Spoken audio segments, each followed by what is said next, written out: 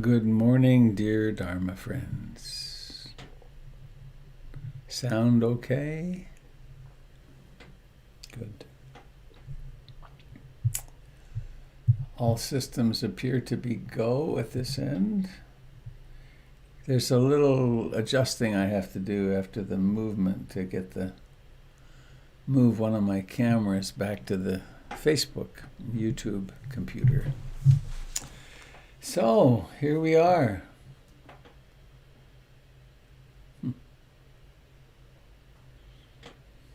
Is it the 5th? January 5th, 2021. I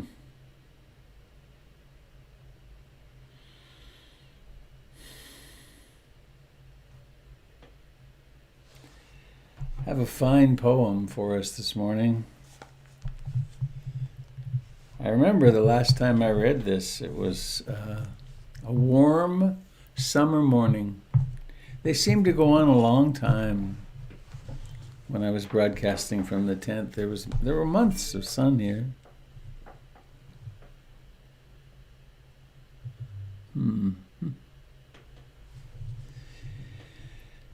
It's by Shodo Harada Roshi, who is still alive, I believe, last I heard, in Japan, a Soto Zen teacher. In this passing moment, remember to do this, Robert. Click, click, there. In this passing moment by Shodo Harada Roshi. In this passing moment, karma ripens and all things come to be. I vow to choose what is. If there is a cost, I choose to pay. If there is need, I choose to give. If there is pain, I choose to feel. If there is sorrow, I choose to grieve. When burning, I choose heat. When calm, I choose peace.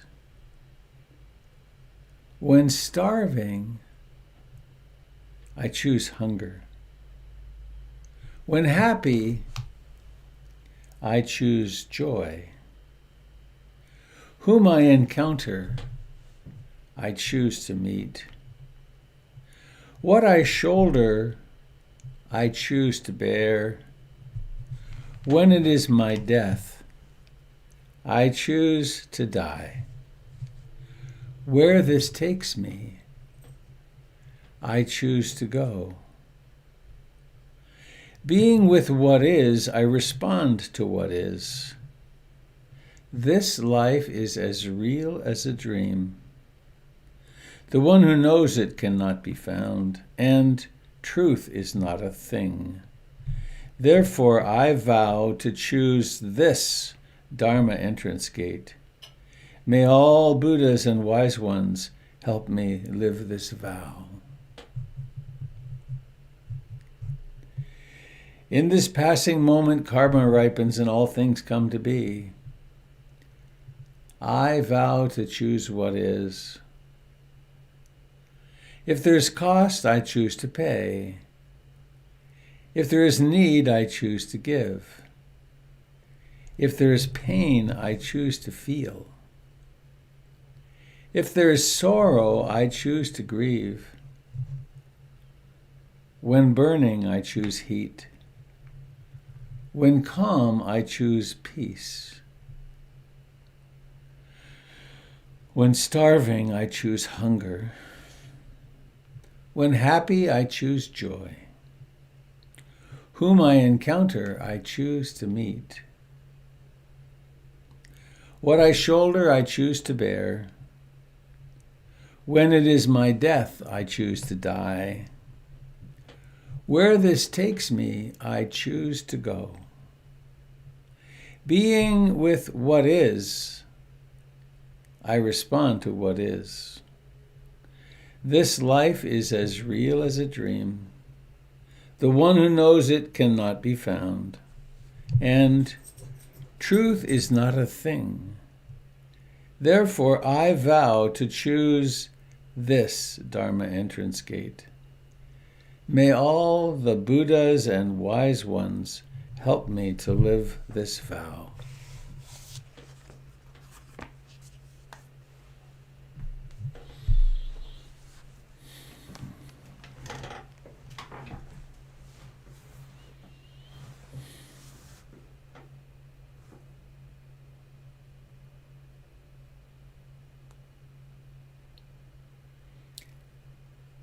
Let us be here. We simplify our circumstances by sitting down in a familiar place, comfortably upright.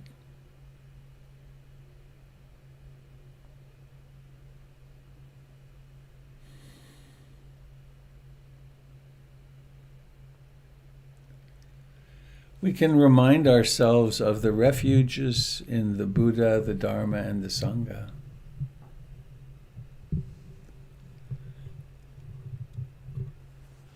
There is something very mysterious in being awake, in knowing, for instance, knowing of the contact of the body with the cushion or chair.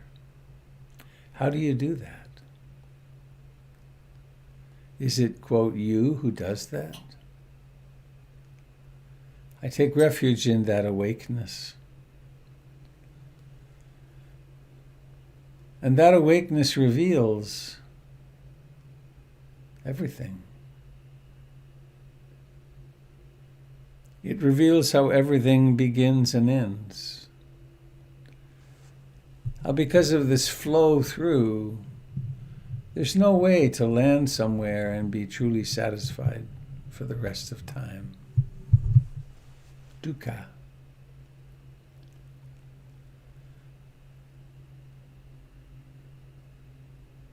And awakening also reveals the importance of community, of connection, of support.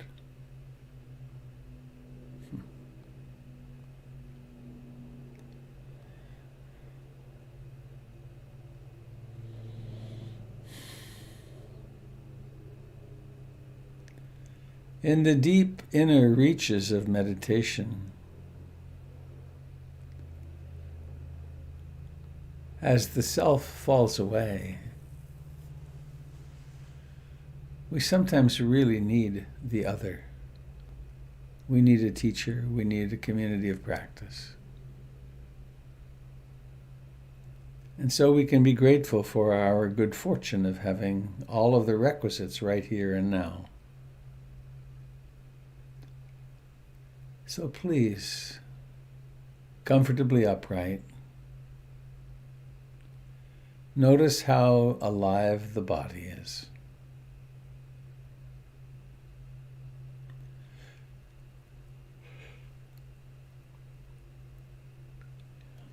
Feel its denseness, its heaviness.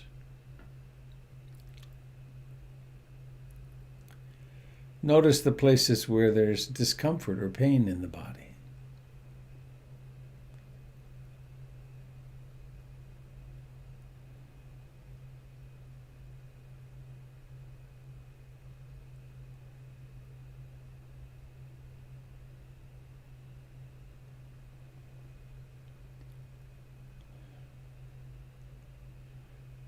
Please let us notice the aliveness in the hands and fingers.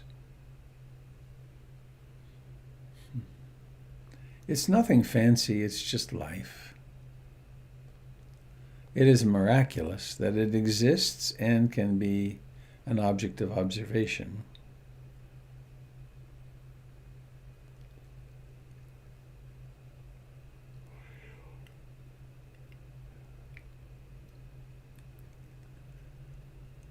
Receiving the aliveness of the face, the cheeks, the eyes, the lips.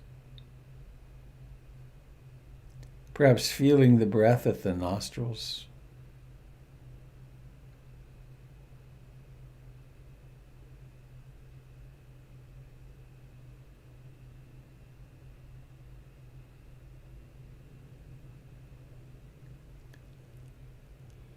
And as it has done since the moment of your birth, the breath comes and goes. It was a big moment in each of our lives. Our mother could no longer breathe for us, and so we took that first gasping breath.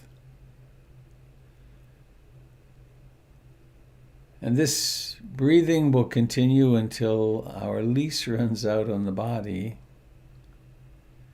till our karmic force is used up, and then it will cease.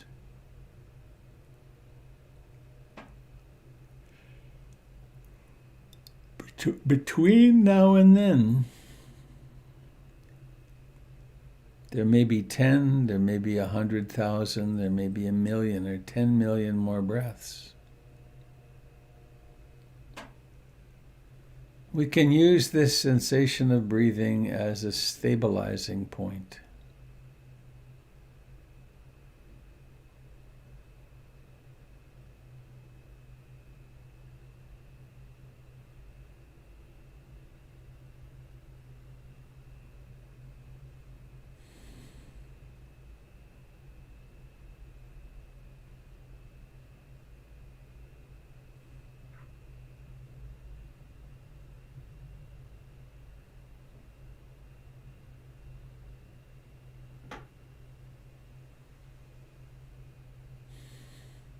Each breath has a beginning.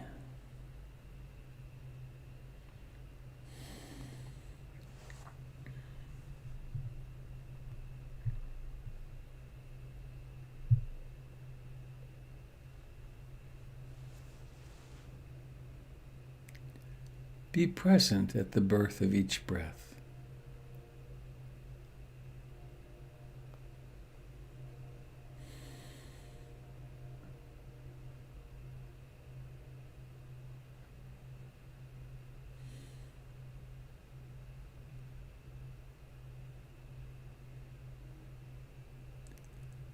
Each breath has a rising to fullness, joining awareness and sensations of breathing together for the whole journey to fullness, to the change of direction, to the decline, to the vanishing.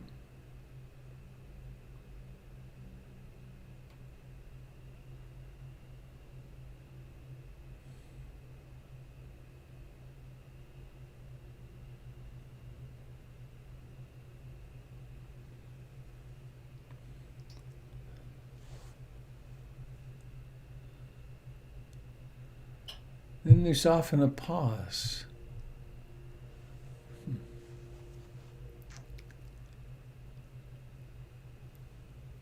During the pause, one can simply abide in presence,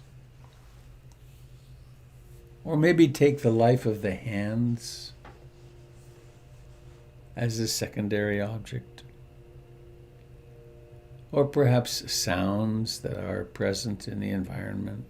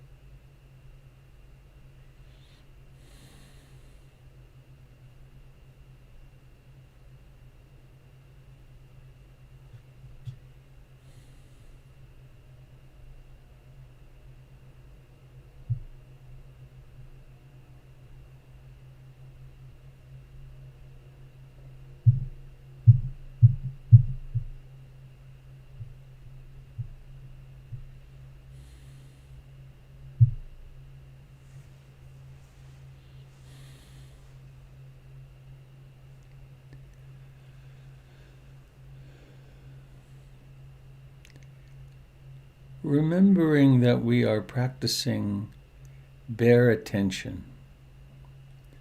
Actually, awareness meeting the sensations themselves with no need for a cognitive interface. It's just the sensations and somehow mysteriously knowing of the sensations.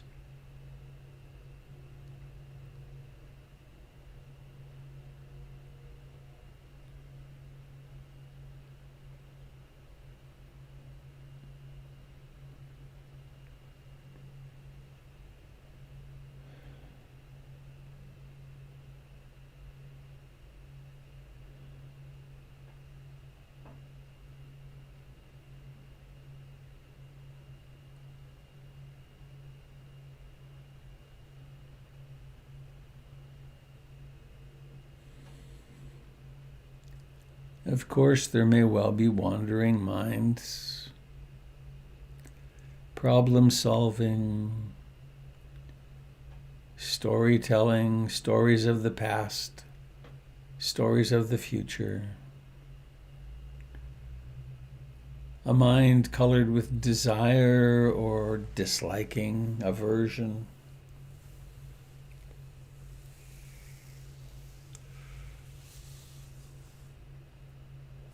A mind which is restless and agitated, worried perhaps.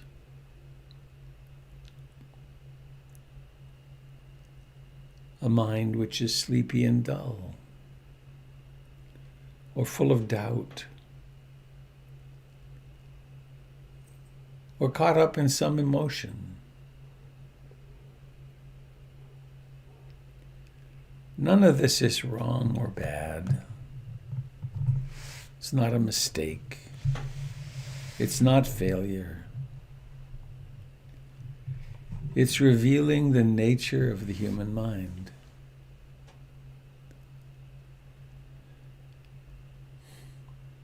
If there's restlessness and agitation, I choose restlessness and agitation. And with that openness, it's then possible to return to breathing.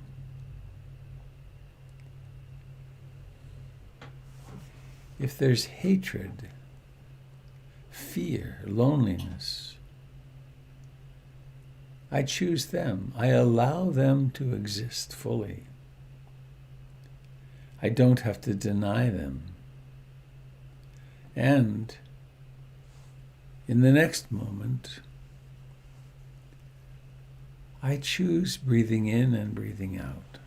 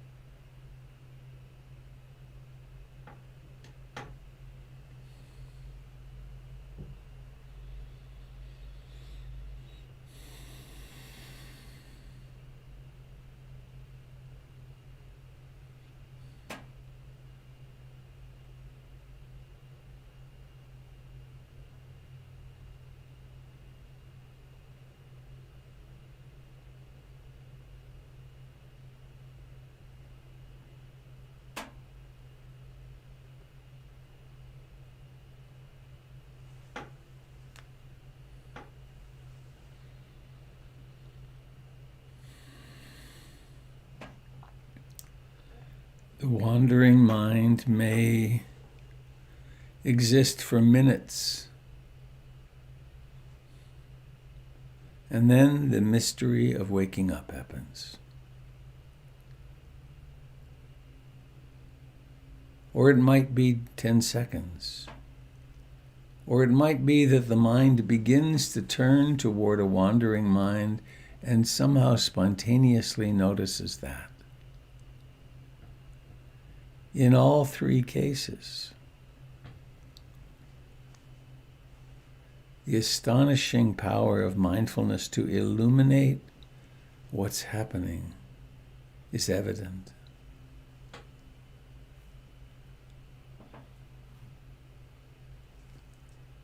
And so we are doing this practice that cultivates, that creates the conditions for heart-mind fullness. Because we bring love into the equation as well. I aspire to love and accept myself exactly as I am in this moment.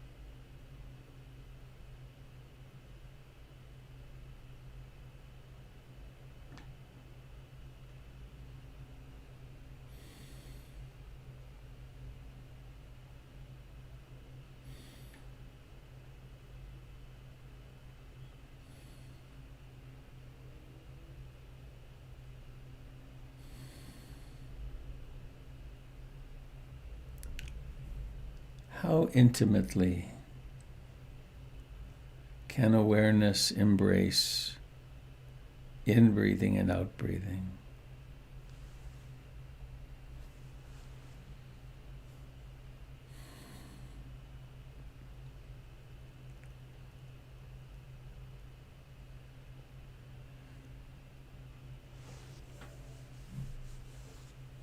We can develop this closeness, this affection of a sort for the breath, such that it's like climbing into a hammock on a warm, sunny afternoon. This climbing in suppresses the hindrances, and the mind can get very quiet.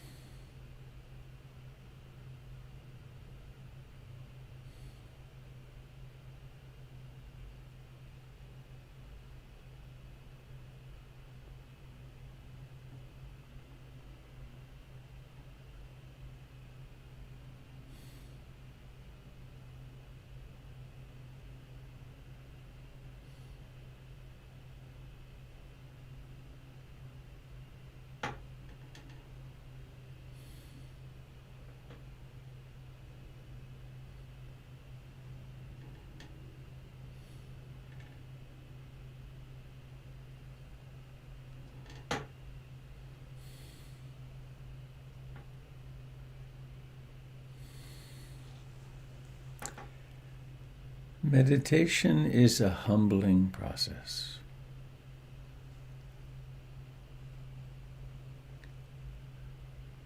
We discover that being present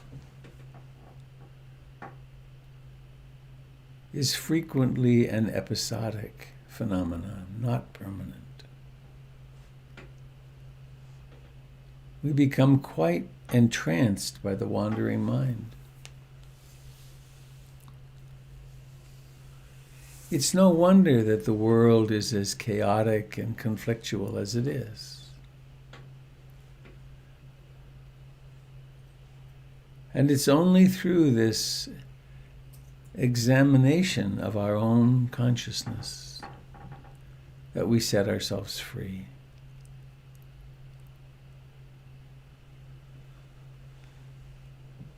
We will discover discomfort. We will discover difficult emotions. We will uncover parts of ourselves that are not so pretty.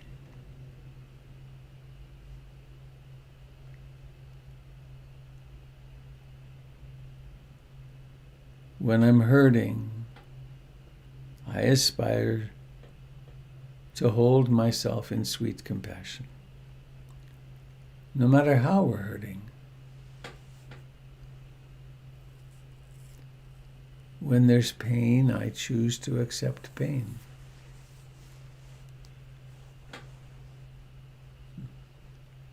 In fact, I choose to be that vessel of containment that can hold the world. It's not a small aspiration.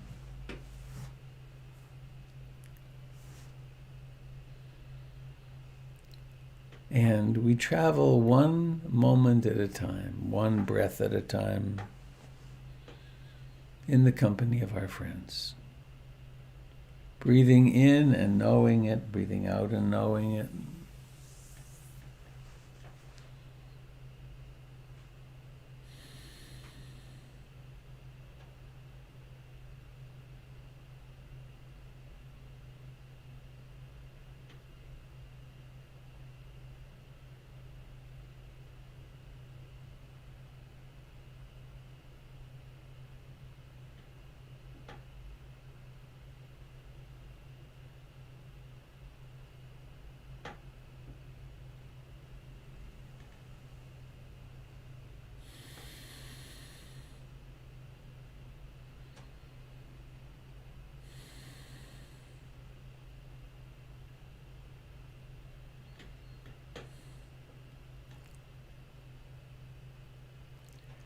And please now let us add on the in-breath,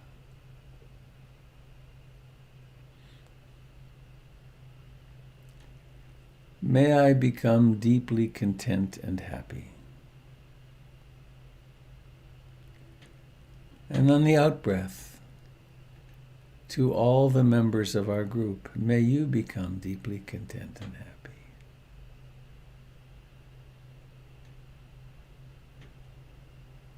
May I be free from fear and danger. On the out-breath, may you be free from fear and danger.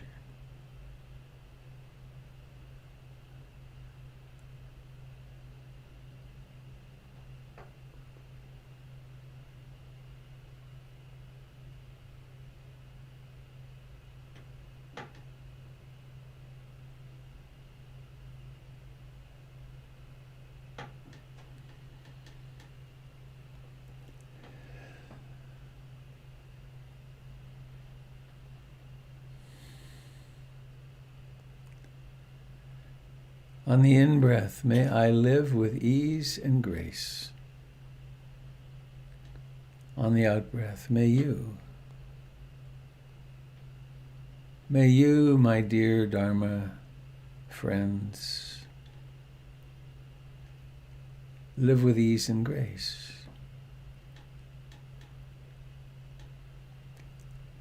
And we could imagine that sitting at the center of our hearts is a little golden Buddha who's shaped exactly like us, exactly like you.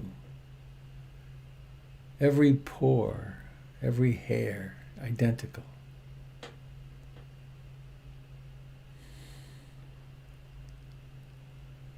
And we could imagine that this golden Buddha is radiating love throughout your body, down from the heart into the solar plexus and the abdomen and pelvis and legs and feet, toes, up into the shoulders and out into the arms and hands and up into the head and face.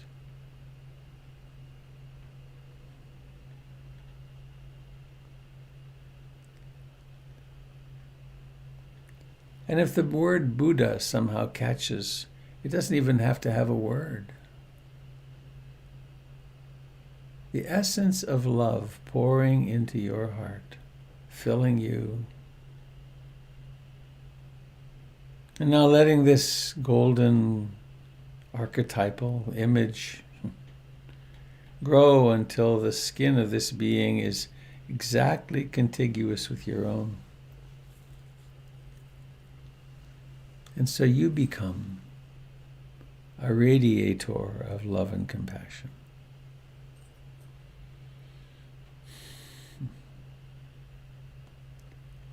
And this can seem sort of trivial or silly. It can also be transformative, mysterious.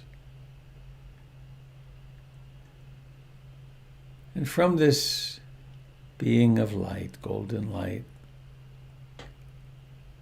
imagine enveloping everyone on this broadcast in sweet love and compassion. May your day go well. May your week and month and year go well. May you remember your true great nature.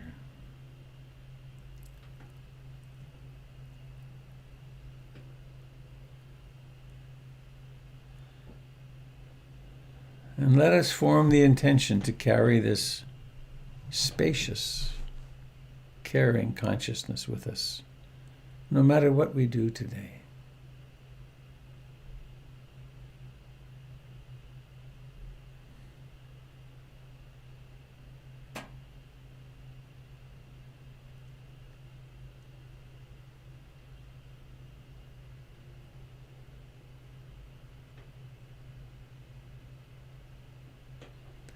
And bringing awareness into the face and the eyes, and inviting the eyes to open. Open and seeing with the eyes of blessing.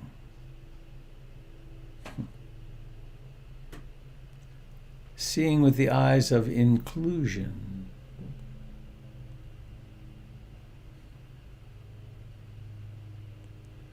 The eyes which are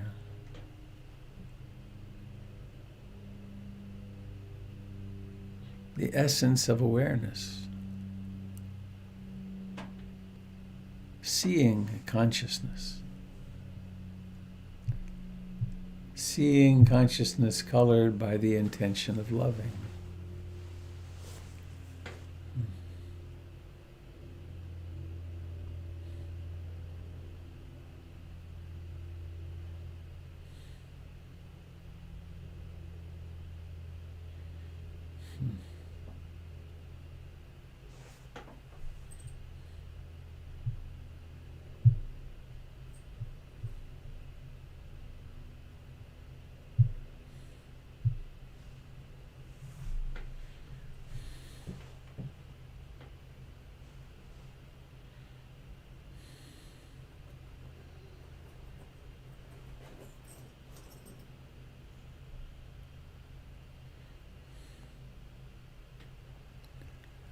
Please let's take a moment to notice the quality of mind which is present now.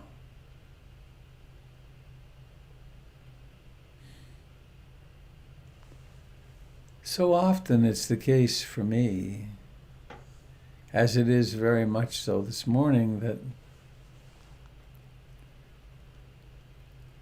there's a kind of contraction at first. The song of the self, the I, me, mine song is more prevalent. And then after half an hour or so of doing what we just did, there's still the I, me, mine song, but it's much less dominant. It's less believable as the truth.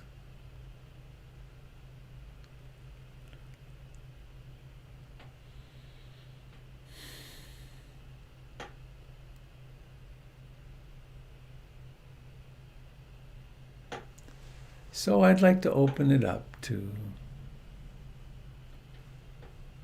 whatever you'd like to share or any question you'd like to ask.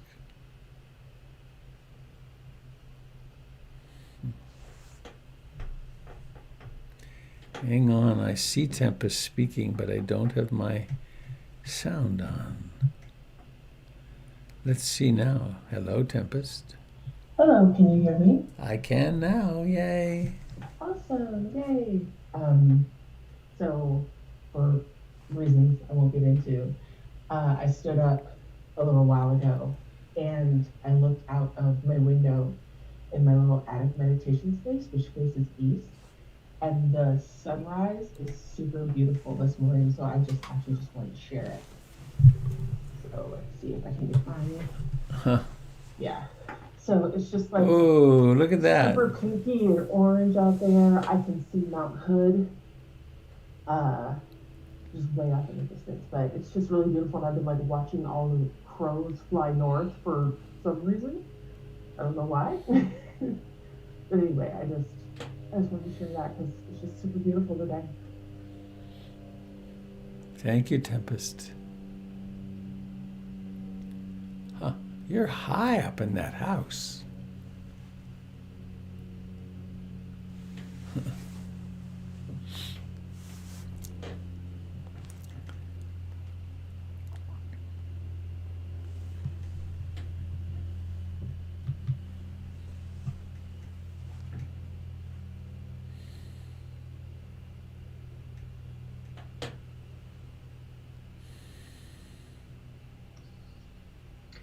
Good morning, Robert.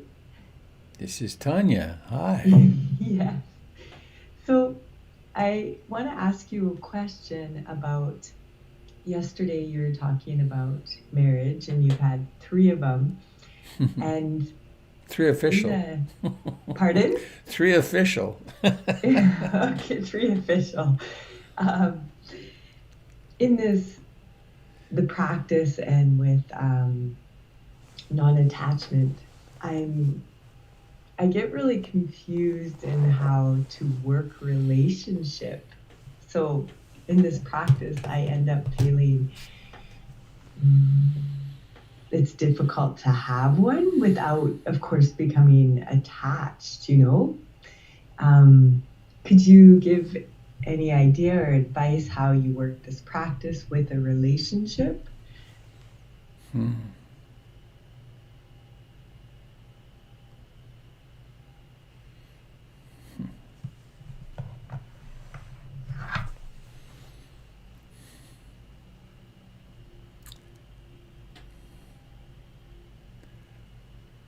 Well, I guess really all I could say is that I try to stay awake.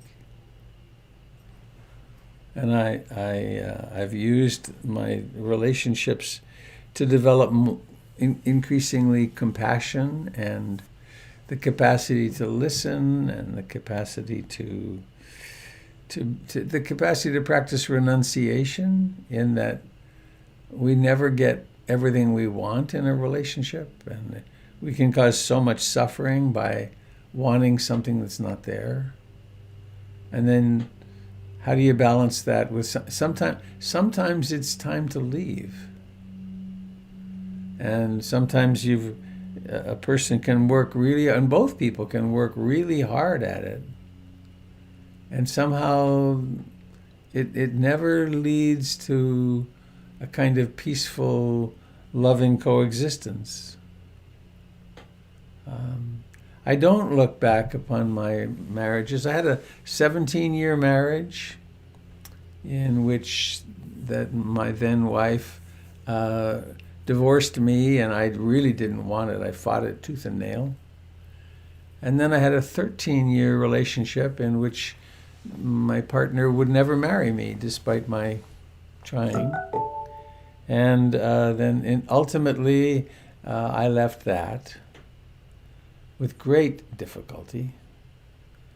And now I've been with Jennifer a little over 10 years, and I think this is where I will be till I die. I don't know that. That's my aspiration. So I don't know. Is that any help? It's a big question.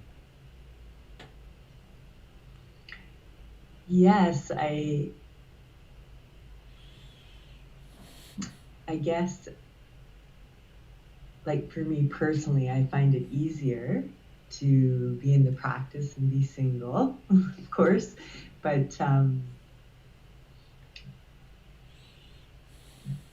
if I'm practicing non-attachment, I find just everything, it just comes and goes, and so I never really see maybe one person being part of my life. Like everybody's just coming and going, so then I feel like that's an attachment if it's one person I'm deciding to maybe engage more attention to.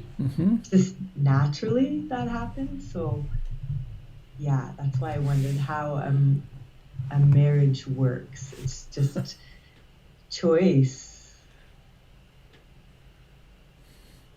Well, there is the pole, which is the monastic pole, where there is the intentional choice, I will not be in any kind of romantic relationship. I will not be in any relationship where I form a bond with a particular person.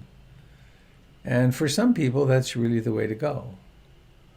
For others of us, there's a choice to enter into a relationship, though with the Dharma, I think of it as to enter into a relationship, to use the relationship to further one's psychospiritual development.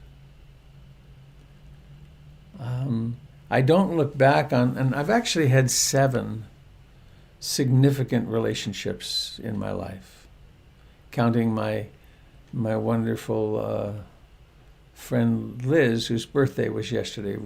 We met in college and were together for 7 years, and we went to India together. We lived in Europe for a couple of years together. But I look back on the relationships that I've had as extraordinary training.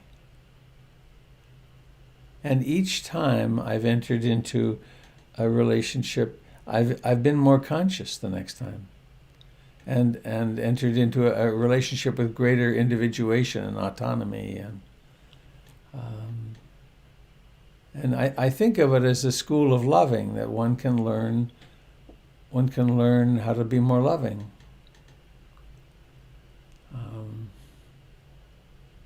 But I don't place myself as some paragon of knowing how to do relationship. It's the Braille method. Is that any help, my dear? Yes. I guess too, I'd just like to say, could you consider that as well, samsara, or kind of the karma of your body, that is what is just going to happen in your lifetime, like somebody that prefers to be in partnership, or yeah. Do you know what I mean? Like, is that more karmic? Because some people just seem to always be with someone. Right. Or they've been in that marriage for that long, and that feels maybe more natural for them. Uh-huh. So would you say it's like karma, and that's just what the body needs to go through as well? What the person needs to go through, maybe, yeah. I wonder if there's this in the background of what you're saying. There's a kind of tyranny in our culture, well, in every culture, really, but this is in quotes, you'd be a better person, you'd be a more successful person if you were in a long-term loving relationship, and probably you should have a child, particularly if you're a woman, a child or two, or maybe 10, depending upon the religion you're in. And then you could feel good about yourself because you had fulfilled your appropriate destiny. And then, the kids would all come home for Thanksgiving, and everyone would get along, and there wouldn't be any alcoholics, and there'd be no spousal abuse, and none of your children would go to jail ever, and it would be all very nice. And that doesn't happen often. And so there's a way of, and oddly enough, I'm feeling sad right now. It's an interesting thing. There is a tyranny of how we're supposed to be. And you're supposed to be married, and you're supposed to, and for some people, it's a journey. For myself, I would say, honestly, I had such a weird relationship with my mother, so fused.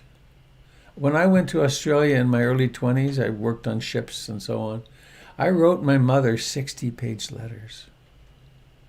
I met a young, beautiful, young, wonderful woman in Sydney, Australia, Christine Broadbent. I tried to look her up and I couldn't find her. But we had a passionate week together, and I wrote my mother all about it. This is pretty weird. And early on in my meditation practice, I was walking in the backyard of the meditation center, and there were beautiful roses. It's where I fell in love with roses, actually. And there was a rose, and I was really embracing this rose with my eyes and the sense of smell.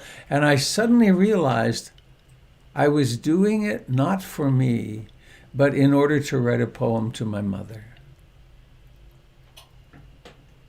Codependency writ large. And in my case, I have hardly ever been out of relationship for 30 seconds. And there's been a desperation in that. And I think ever so slowly I've been learning to have myself and my own boundaries and not to be looking for completion through another person. And we can look at that as terribly pathological, or that was the karma of my lifetime. And the task is to wake up from that. There are other people who don't enter into relation. The average man after divorce is in another deep, usually or often marriage, within 7 months. The average woman is 3 years. Now that's interesting to me. There's some desperation. So, is there a right way, or are there many right ways? Is there the right way that fits for you, for each of us? And can we, it's like if, I was going back to that poem, if there's a tendency towards fusion in marriage, I choose that. Because I want to see what that is. And probably, usually we do it unconsciously, but if there's more of a solitary lifestyle, a more autonomous in a way lifestyle, then if that's what one is doing, then that's where the practice is. It's that there's that huge should that we should be a certain way. And we are who we are. And sometimes, I've done 35 years of counseling psychotherapy with people, and sometimes people who are single and want to get together, want to have relationship with others, sometimes there's some impediment in the way, and some therapy one can do, and get over some fear or some trauma. But I want to underline, for number one, I don't know it all. I'm brailing my way. And number two, there isn't a right way. There's your way. And every way ends in separation and death.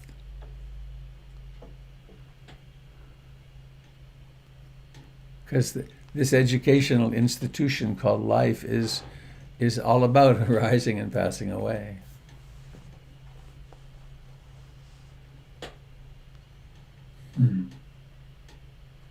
Hi, Robert. Dave Mayer. Hello, Dave. I have sat with that poem for a long time. I've loved it, simply because there are parts of it that are saying something I don't understand, and have gradually come to understand them. And I even put in the chat earlier asking you to comment on one part of it, because it feels like it just is a big discordant gong in the middle of a gorgeous phrase. That life is as real as a dream. The one who knows it cannot be found, and truth is not a thing. And I have sat with truth is not a thing in the middle of all of that, and I think you just answered it. The kismet. It never made sense in the middle of life as real as a dream, this Dharma entrance gate. And okay, you just answered it. Thanks. Very good. About the end of the Can't quite hear you, Patrick. in the last 2 weeks that we're here, you've missed all. I think Patrick Boland's unmuted. I can see that, but I can't hear you, Patrick. Pretty easy to slide. So you can correct me if I'm wrong, but I did it here and I did it. So anyway, I know that so there was not one 17th, 18th, 27th, and so on. So if you're going to work 7 hours and 55 minutes, you need to spend those 5 minutes with together. Whether we've been working together closely, certain you're working part of the day or not. It's just you need to be mindful of that. I can't hear you, Patrick. Patrick, I just can't. You kind of wax in. That's all I just had to get off my chest. All right, thanks, Mike.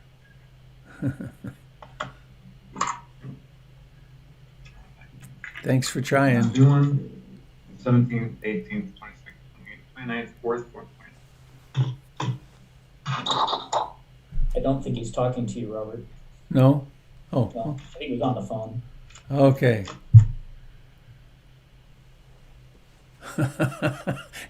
Isn't that life? Oh, I thought this person was talking to me.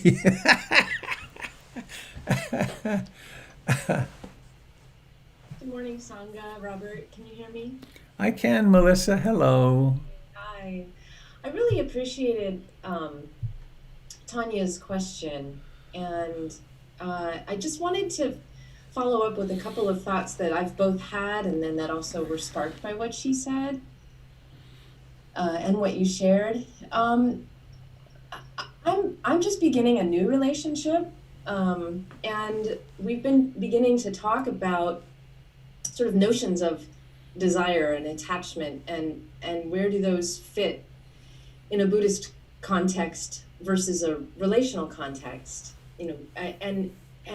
It's so funny that this came up this morning because we were just talking about this last night, and I guess I'm wondering if there's a distinction to be made, maybe it's semantics, about attachment in a psychological sense, like a healthy attachment bond with another human being, versus attachment, grasping, clinging, seeking fulfillment in something or someone. I think it's a semantics there. And then I also wonder similarly about desire. So if there's a physical, animal desire to connect with another human through touch, let's say, is that the same as the desire in Buddhism that we're trying to, the greed, right? It feels like a language distinction to me, but I'd like to hear your thoughts on that. It's another really big one.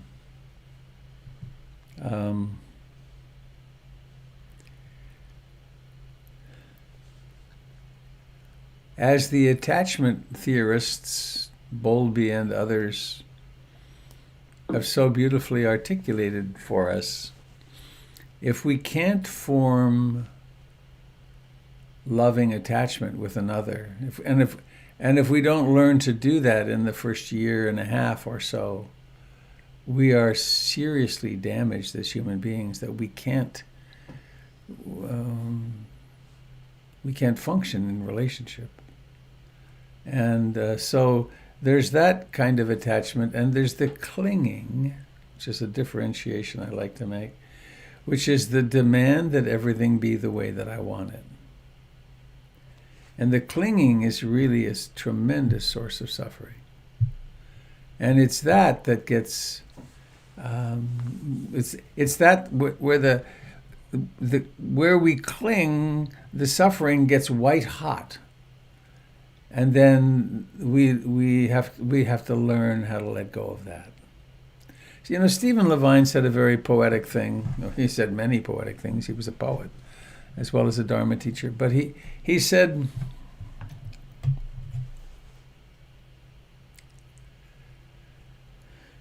in relationship, the task is to learn to love this other person so profoundly, and to allow the attachment to be as deep as it goes. And then, when they die, where do all those connections go? And he used the theistic term. He said, well, then they go home to God. We've learned to attach, and then the object of our attachment disappears. What do I do? Well, there's grieving, of course, and then there's opening and opening and opening, and then the transcendent sort of relationship of spiritual practice. So, and the thing about desire, there's nothing wrong with desire, but to be attentive to how we act upon it, because we can. I always pick on Costco, and I was there last night picking up a prescription, but and tomatoes, but we can have the endless desire of commercialism, of consumerism, but then we of course also have desire to eat, and we have sexual desire, and we have these other impulses in our lives, and if we're mindful, we don't make a mess with them. We actually use them in skillful. We use sexuality to create love and intimacy between ourself and another person, and there's suffering that comes with it because we then cling to it, and then we learn from that clinging. Thank you. It's helpful.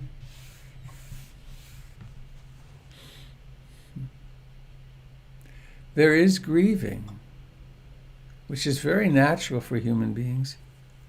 Though here's an interesting story.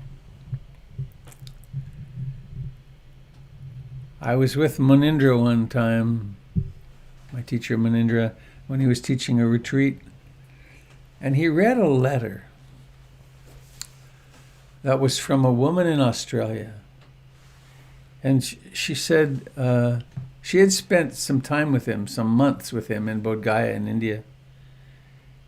And she wrote him and said, you know, dear Munindraji, my partner of 28 years or something like that died last week. And we had a fine relationship, and I miss him.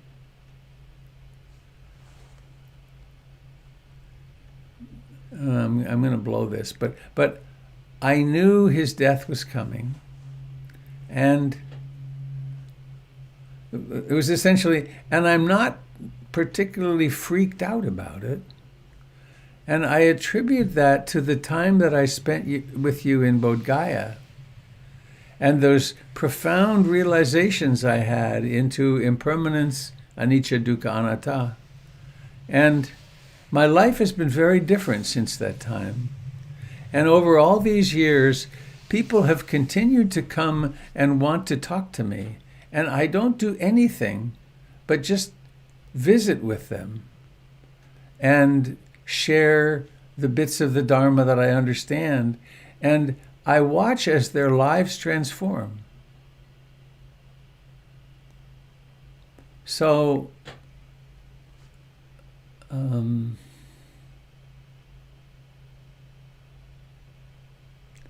to truly realize the Four Noble Truths, the Four Ennobling Truths, and to truly embrace and become an understanding of anicca, dukkha, anatta, does reduce our suffering monumentally. Because then there's a part of us, I'm very aware, this is very central in my understanding, that there is the personality Robert Beatty. And he's kind of neurotic, and he's kind of functional, and he's capable of some loving, and he's got some rough edges, and he's quite reactive to life, less and less, but quite still. There's another aspect of being in which personality is an object of observation, and that aspect of being is completely peaceful. And you know that, right? That's mindfulness. The mindfulness is not personal. It's not that I am mindful. Mindfulness is the awareness of the universe. And so in that, funny, these images popping up.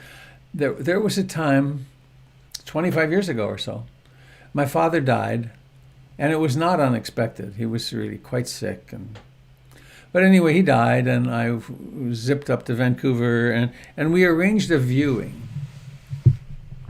And so my sisters, my first wife and I, and my sisters went in to see him. It was a very simple presentation on a gurney, and the fellow pulled the sheet back, and this roar came out of me. It was like, whoa. And I wasn't upset at all, but part of me was doing this roar. And my wife grabbed me and said, shh, shh, shh. And my sisters fled the room because I was doing this primitive thing. But it was so clear to me, and there was a thought which is, this is how this son is responding to the death of his father. But I wasn't overwhelmed by it, because that part that was roaring isn't who I am. I don't know if that makes sense to you, but it's the more we develop mindfulness, we still have our personality, but it's not the all of who we are, because we are, in fact, that which knows. Phew.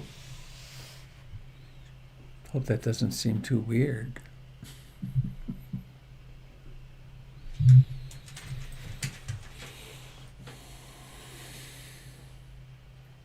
I scared Melissa off.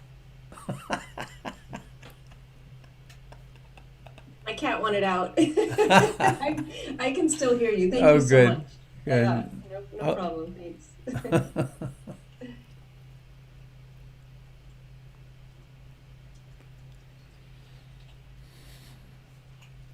It's really worthwhile to 10,000 times in the middle of happiness and sadness and clinging and non-clinging, to find our way to our meditation seat and watch the show. Because then we see that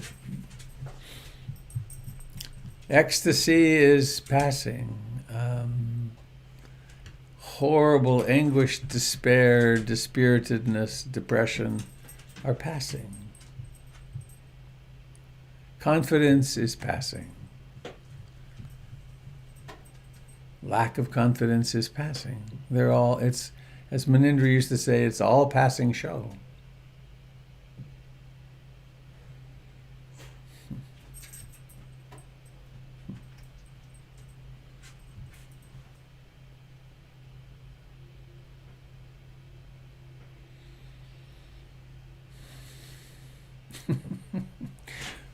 Personality is saying, good God, who are you to talk like this, Robert?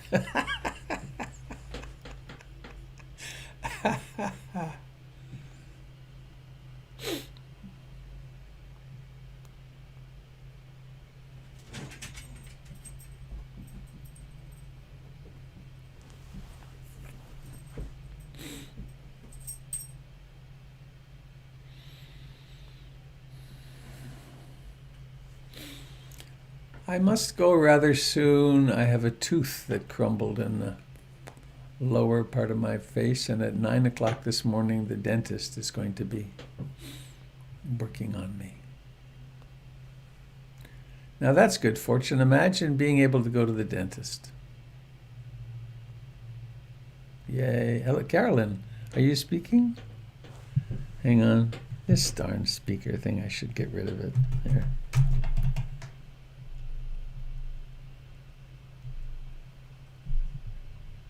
Why am I not hearing? How weird. I'm not hearing her either, Robert. Oh, good. Thanks. Carolyn? Yeah, I don't hear her. Oh, I thought I'd gone deaf. Carolyn, you're unmuted, but there's no sound. Oh, now you're muted. Now you're unmuted. Huh.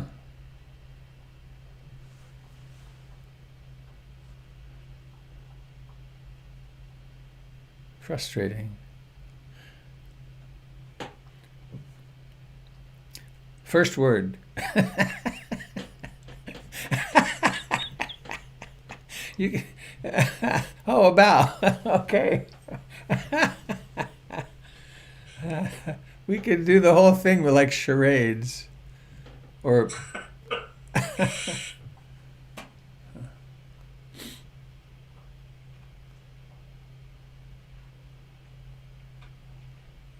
boy, I haven't played that in a long time.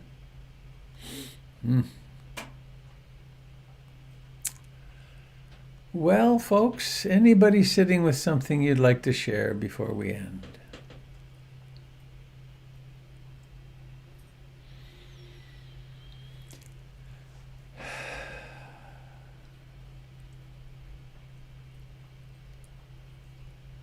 So let's sing our way out of here. If you'd like to unmute.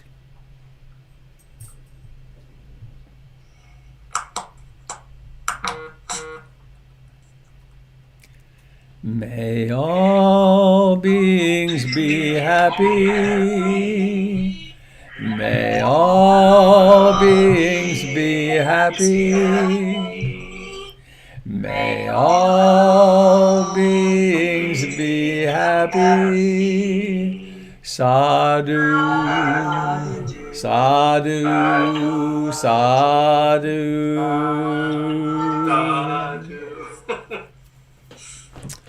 Thank you, dear friends. Oh, that's a good idea. Yay. Look at the dentist, Robert. Yeah, the dentist. I've spent so much time at the dentist in my life. It's like my other home. I often fall asleep in the dentist chair. I'm so familiar with it. All right, friends. Take care. Have a lovely, mindful day. Thank Be you. safe. Thank you, Robert. Hasta mañana.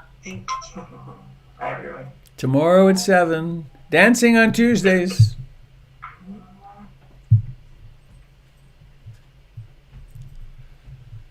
Okay. All right, dear friends on Facebook and YouTube. Thanks for tuning in.